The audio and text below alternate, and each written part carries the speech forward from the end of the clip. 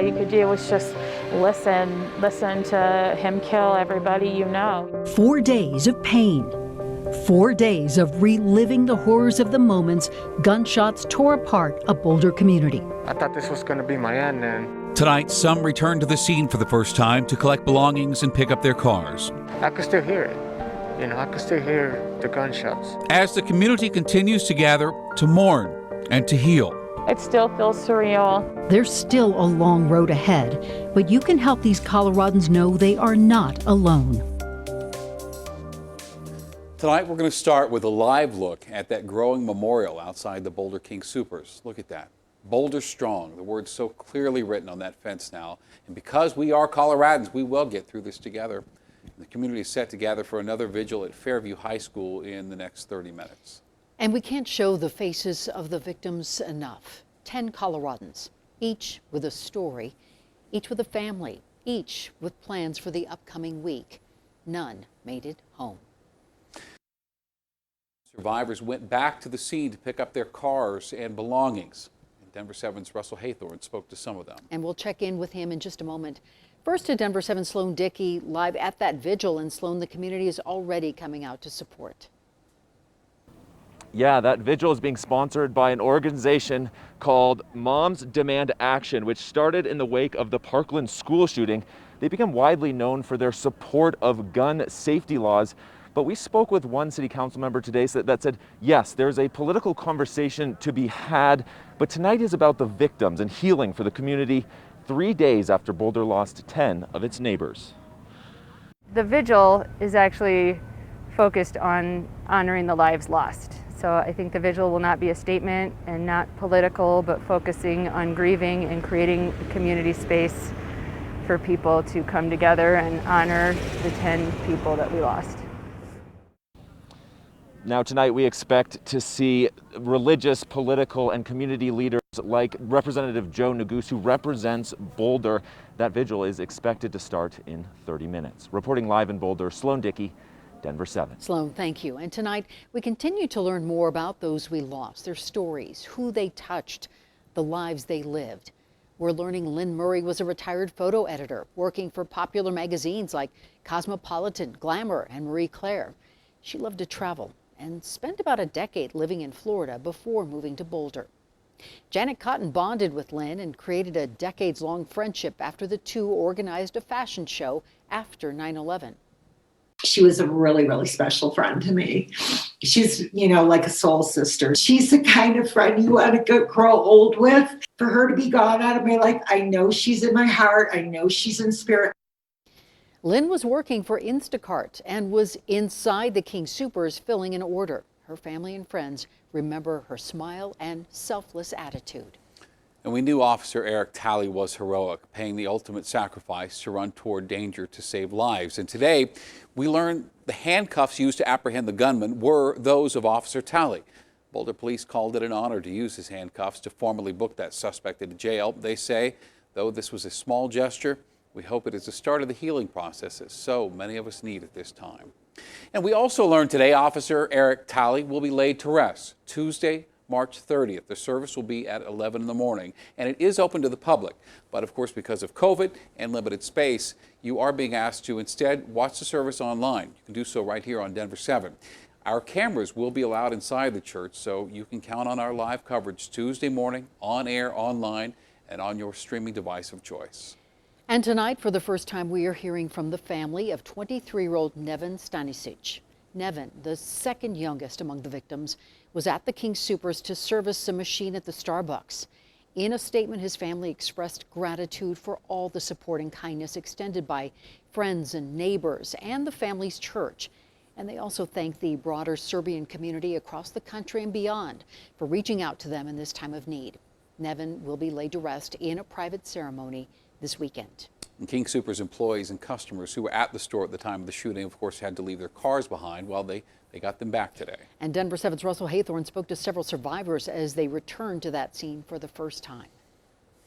Yeah, the FBI and local police checking IDs in this bank lobby and then allowing people to retrieve their cars from the King Soopers parking lot for the first time since Monday.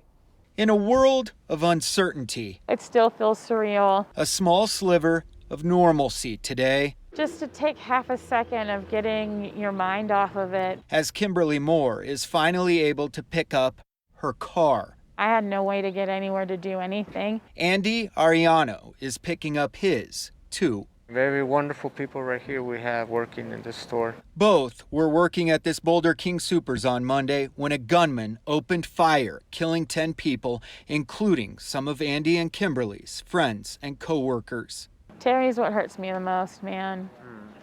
I just loved her. You know, she was mentally challenged. She was our special friend. Andy was in the meat department. It was just like crazy. I mean, I ended up calling my mom, and she ended up hearing the gunshots too. And my mom started panicking, like, please, son, hide somewhere, hide. And I thought we were gonna get shot, like, from behind. Kimberly hid behind the counter in the pharmacy. Focusing on my breath, but, you know, counting my fingers, anything that you can do to just not let it engulf you to the point where you just don't feel like you're gonna survive. He was feet from us. When they were telling him, you know, the police are here, surrender, he kept screaming, I'm here, I'm unarmed, I'm naked, and he wouldn't move. We now know this is the suspect as police took him into custody that day, but there are still so many unanswered questions. Just like why he did it. What was the purpose? As this community takes one small step toward healing.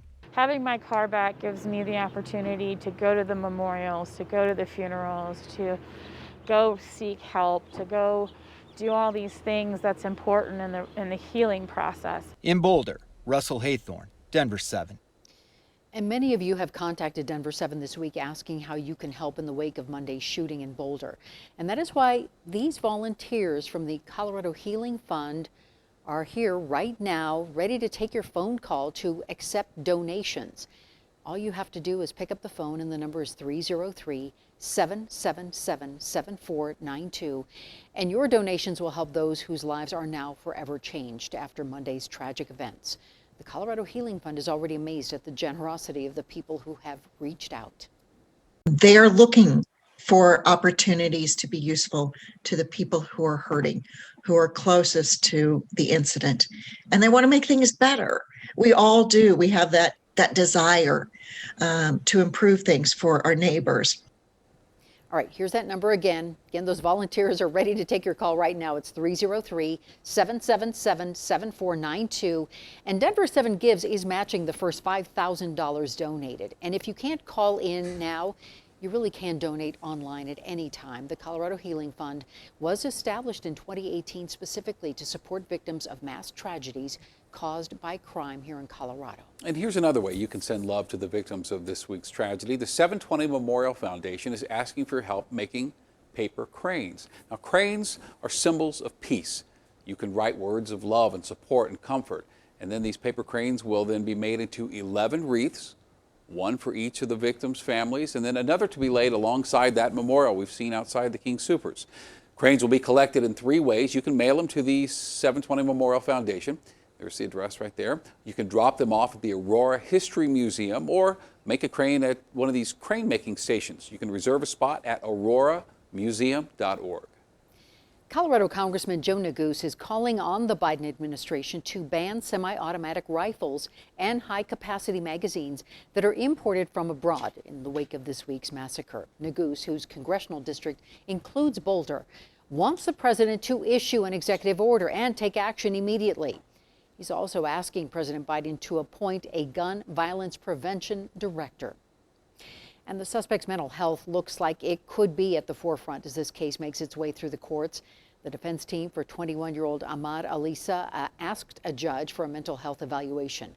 11 charges were filed against the suspect, 10 counts of first-degree murder and 1 count of attempted first-degree murder. The district attorney says that's for an alleged attempt to kill another police officer who responded to the scene. Additional charges will likely be filed in the next few weeks. And after tragedies like this one, mental health professionals say they see a surge in people seeking help. And at a time when it's needed most, we're learning there is now a shortage of mental health professionals in our state. Denver7's Megan Lopez has that story. Over the past year, Coloradans have had a lot to deal with. Along with the pandemic, which brought lockdowns and job loss, there were wildfires, demands for social justice, a contentious 2020 election, an insurrection, and now a Boulder mass shooting. Any one of these things is enough to cause someone to seek mental health help, and experts say that they've seen a big bump in patients. It's not only that more people are coming in, people are not leaving as quickly either, because it's sort of the ongoing stress that's going on. And crisis calls are 30% higher now than they were a year ago. Here's the problem, though. Colorado, like the rest of the country, is experiencing a mental health professional shortage. My experience as a psychiatrist, we've breached capacity for behavioral health my entire career. It's a hard line of work. It's not reimbursed as well as people who work on the physical health side in too many cases. According to state data, in 2019, Colorado's behavioral health workforce only met 30% of the state's needs. We are currently ranked 47th in the nation when it comes to the need for care versus the access to care. That's causing long wait lists, which can be even longer in rural areas. People can wait 60 to 90 days in some cases. Frankly, I had a friend on the Western Slope that it was an 8-month wait. And she was like, I cannot wait for 8 months dealing with depression. Colorado's lawmakers have introduced some bills to try to address mental health services and the shortage that Colorado is facing. But they will take time to pass and also a while to implement. In the meantime, for anyone who needs help, even with that shortage, don't wait. Call or text the Colorado Crisis Services Hotline anytime. Megan Lopez, Denver 7.